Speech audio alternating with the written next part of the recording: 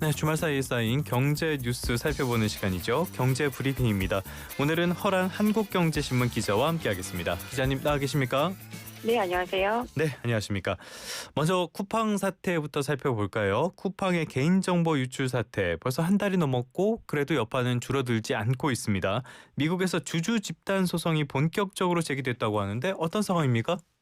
네, 지난 18일 미국 캘리포니아 북부 연방법원에 쿠팡을 상대로 한 주주 집단 소송이 제기됐습니다. 원고는 쿠팡 주주인 조셉 베리인데 김범석 의장과 거라브 아난드 최고 재무 책임자도 함께 피고로 올랐습니다.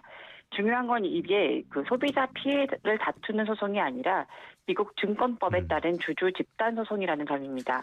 원고 측은 쿠팡이 11월 18일 사고를 인지했는데도 4영업일 이내에 미국 증권거래소에 공시해야 하는 의무를 지키지 않고 12월 16일에야 공시했다고 지적합니다. 거의 한 달이 지난 후죠. 원고 측 변호사는 한국 역사상 최대 규모의 개인정보 유출 사고인데 전직 직원이 약 6개월간 탐지되지 않은 채 민감한 고객 정보에 접근할 수 있었다. 부적절한 사이버 보안 프로토콜 때문이다라고 비판했습니다. 실제로 주가도 타격을 입었습니다. 유출 사실 공지 하루 전인 11월 28일 28.16달러였던 주가가 12월 19일 23.20달러로 떨어졌습니다. 약 3주 만에 18% 하락한 겁니다. 실제로 미국에서는 이런 경우가 있을 때는 주주들의 소송이 이어지곤 하는데요. 자, 이게 미국 상황이고요. 우리나라 상황도 만만치가 않습니다. 공정거래위원장이 영업정지 카드까지 꺼내 들었는데 이거는 저는 처음 본 것 같아요.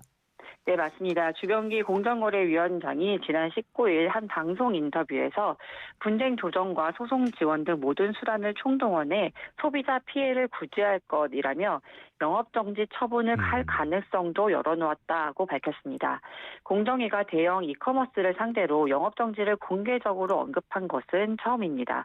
과거 사례는 대부분 소규모 온라인 사업자에 국한됐고 수천만 명의 이용자가 연결된 플랫폼에 적용된 사례가 없었거든요. 이 발언 하나로 시장이 술렁인 이유도 여기에 있습니다.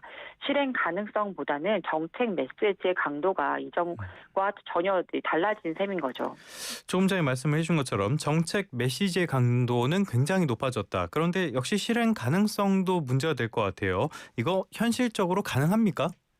예, 법적으로는 가능하긴 하지만 실제로 가는 길은 상당히 험난합니다. 현행 제도상 몇 가지 단계를 거쳐야 합니다. 먼저 민관 합동조사에서 개인정보 유출로 인한 재산상 피해 또는 그 우려가 명확히 확인돼야 하는데요. 그다음 소비자 피해 회복을 위한 시정조치 명령이 내려지고 쿠팡이 이를 이행하지 않거나 유사사고가 1년 이내에 반복돼야 영업정지가 가능합니다. 주병기 공정거래위원장도 소비자 피해가 커질 경우 영업정지 대신 과징금 처분도 가능하다는 점을 분명히 했습니다. 쿠팡 하나가 멈추면 수십만 소상공인, 그렇죠. 택배 노동자, 또 그리고 소비자 불편이 동시에 발생하기 때문인데요. 그래서 이번 발언은 내일 당장 멈춘다라는 뜻이 아니라 최고 수위의 제재 카드도 검토 테이블에 올려놓았다라는 선언으로 봐야 할 것 같습니다. 우리가 이 정도까지 할 수 있다. 그런데 정부가 이렇게까지 강경하게 나오는 배경은 뭘까요? 예, 정권 차원의 메시지라는 분석이 나옵니다. 이재명 대통령이 공개석상에서 옆에서 기업이 당하는 걸 보고 이러면 망하겠다는 생각이 들어야 반복하지 않는다고 발언을 했는데요. 플랫폼 권력에 대해 봐주기 프레임을 벗어나겠다는 선언으로 읽히는 대목입니다.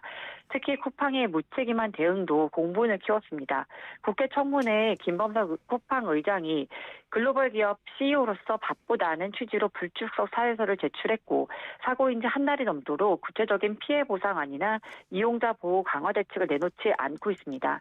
전문가들은 쿠팡이 책임을 어떻게 지느냐에 따라 이번 사태의 결말이 과징금으로 끝날 수도 또 플랫폼 규제의 기준점으로 남을 수도 있다고 분석하고 있습니다. 참 김범석 의장은 예전부터 잡음이 조금씩 있긴 했지만은 이렇게까지 무책임한 사람일 줄은 생각을 못했습니다. 자, 다음 이슈로 한번 가보도록 할까요? 금융감독원 특별사법경찰 이 논란이 꽤 뜨겁다고 해요. 금융당국 수장들이 대통령 앞에서 공개적으로 설전까지 벌였다고 하는데 어떤 상황입니까? 예, 지난 19일 이재명 대통령 앞에서 금융당국 업무보고가 진행됐었는데요. 이혁원 금융위원장과 이찬진 금융감독원장이 각자 자신이 이끄는 기관의 권한과 인력, 조직 확충을 주장하며 노골적인 신경전을 벌였습니다.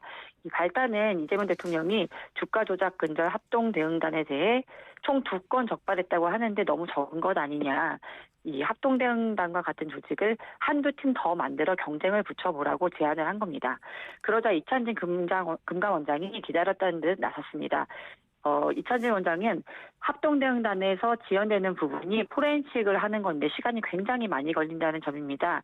용량이 큰 데이터는 포렌식에만 사흘 나흘을 매달려야 하는데 지금 대응단 인력으로는 한계가 있다라며 만일 경쟁체제에서 한다면 금감원 내에 비슷한 규모를 넣어서 현재 합동대응단과 같이 굴려도 매우 효율적으로 돌아갈 것 같다고 제안했습니다. 이 금감원 내에 수십 명 규모의 조직 신설과 인력 확충을 건의한 거죠. 그러자 이번엔 2억 원 금융위원장이 즉각 제동을 걸었는데요. 이 금융위원장은 거래소에선 감시를 하고 금감원에선 조사를 하는데 경쟁체제를 하면 서로 다른 일을 하는 기관들을 묶어서 한 팀으로 해야지 별도 기관에서만 조직을 만들면 효과가 없습니다라고 반박을 한 겁니다. 이에 이찬진 원장은 합동대응단의 조사국 한 개가 통째로 파견 나간 상태입니다. 그러다 보니 일반 조사 관련 조사들이 2달 넘게 적체돼 있습니다라고 맞받아쳤습니다.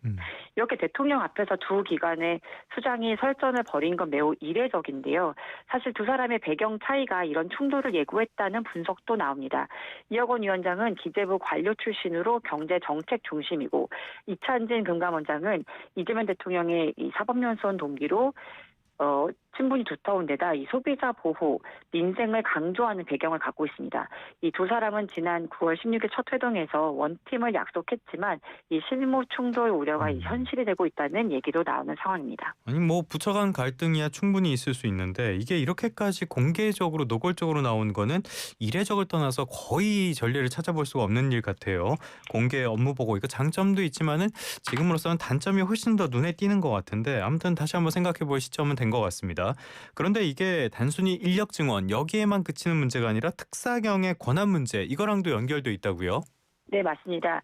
이재명 대통령이 그냥 지금 상태로 금감원이 그 조사 일을 하면 되는 거 아니냐라고 묻자 이찬진 금감원장은 저희가 강제 조사권이 없고 특별사법경찰도 인지수사 권한이 없어서 안 됩니다라고 밝혔습니다. 여기서 말하는 특별사법경찰 즉 특사경은 이 전문 분야의 범죄 수사 효율을 높이기 위해 관련 행정기관 공무원 등에게 제한된 범위의 수사권을 부여하는 제도입니다. 네. 현재 전국적으로 35개의 행정 부처와 또 17개 지자체 등에서 2만 161명이 특사경으로 활동하고 있습니다. 이 대표적으로는 행정안전부, 법무부, 그렇죠. 예. 교정시설 범죄를 맡는 법무부, 근로기준법 위반 사건을 다루는 고용노동부 등의 1,000명에서 2,000명 정도의 특사경이 있습니다. 사실 금감원 특사경은 2019년 10명으로 출범을 했고요. 현재는 46명 규모인데요. 핵심 문제는 이 인지수사권이 없다는 점입니다. 쉽게 말해서 자체적으로 사건을 발견해서 수사를 시작할 수 없다는 겁니다. 예. 현재는 금융위의 그 증권선물위원회가 패스트트랙으로 검찰에 입첩한 사건을 검사가 지휘에 배정한 경우에만 특사경이 수사할 수 있습니다.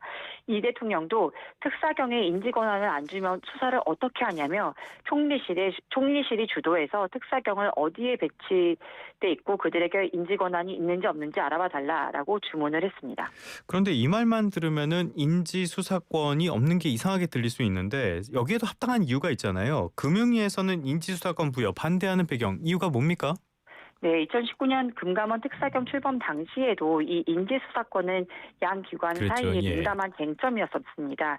당시 금감원이 금융위와 사전 없이 특사경 운영 방안을 담은 이 직무규칙 제정을 예고하면서 갈등이 불거졌었는데요.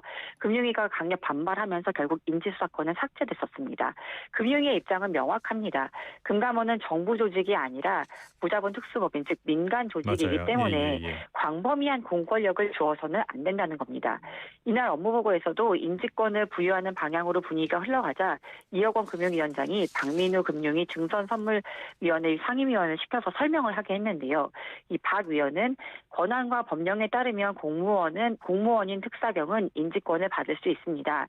다만 민간인 신분에 광범위한 수사권을 주게 되면 일반 국민의 법감정과 오남용 소지가 있기 때문에 일정한 통제를 둬야 한다는 게 당초 취지였습니다라고 밝혔습니다. 그러자 이찬진 금감원장이 바로 또 반박을 하고 나왔는데요.